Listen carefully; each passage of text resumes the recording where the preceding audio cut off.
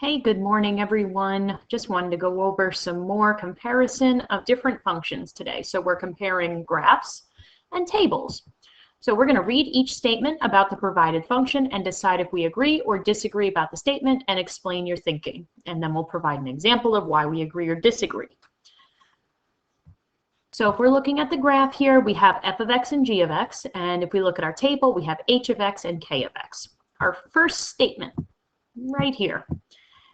G of x equals f of x at f of 0 and f of 3. So that means that we're going to go to where x is 0 and go up to the function. And we're going to go to where f is 3 and go up to the functions. So they're saying that those are equal. And I would agree. The reason I agree is because they cross at that point. Okay, so the reason I agree is because this is true because functions are the same when x equals 0 and when x equals 3. Oh, forgot my 0. Let's put that 0 in there. Okay, the next statement we're going to look at is f of x greater than g of x over the interval 0 to 3. So those are x values. Again, we're going to look where the x value is 0 and where the x value is 3. So right here. And they're saying that f of x is greater. F of x is above g of x. So that means that this is true. I agree with this statement. Oh, let's make that red. I agree with this statement, and that is because f of x is higher up on the graph than g of x over the interval 0 to 3. Let's make those red so we can have them stand out. Okay, I'm going to get rid of these two questions and bring up some more.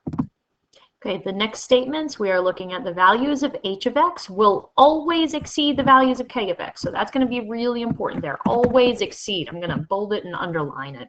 So let's see. We have h of x. So far, these are the higher numbers. I'm going to do the same thing I did yesterday with highlighting the larger values. So 0 is bigger than negative 10. 2 is bigger than negative 9. 4 is bigger than negative 6. 6 is bigger than negative 1. And 8 is bigger than 6. Okay, I just wanted to pause for a second and move some stuff around so that we can continue our table, because so far h of x is exceeding. But let's look at the values, or let's look at the pattern rather, on k of x. So from negative 10 to negative 9, we added 1. From negative 9 to negative 6, you add 3. From negative 6 to negative 1, you add 5. And then from negative 1 to positive 6, you add 7. So if we look, we can find the pattern in what they keep adding. That is the difference of 2, difference of 2, difference of 2. So our second difference is 2, meaning this function, k of x, is quadratic. So the next thing, we add another column here when x is 5.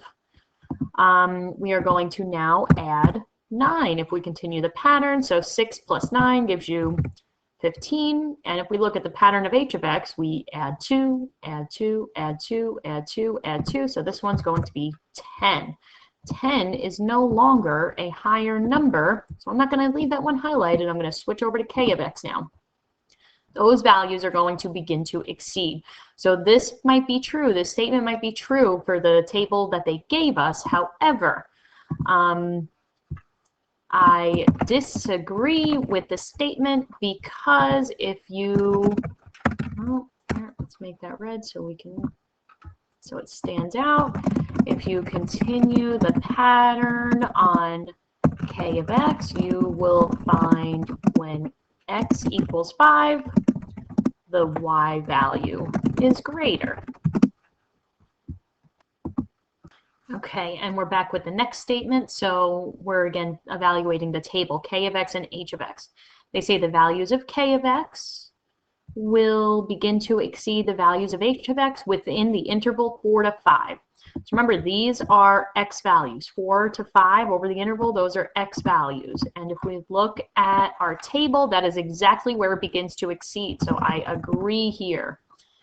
And again, the same reasoning as the last one. If you continue Let's learn how to spell. Continue the pattern.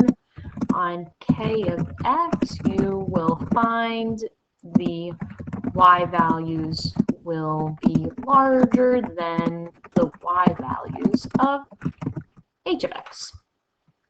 Okay, and the last statement that we're going to look at now, the graphs of exponential functions eventually exceed the graphs of linear functions, but not all quadratic graphs. Well, I'm going to go ahead and disagree here. It might take a while, but over time, the exponential functions will always exceed.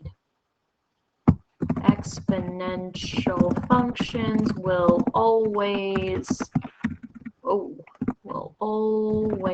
exceed the other two. It might take some time, though. Okay, hope you enjoyed today. Have a good one. Bye.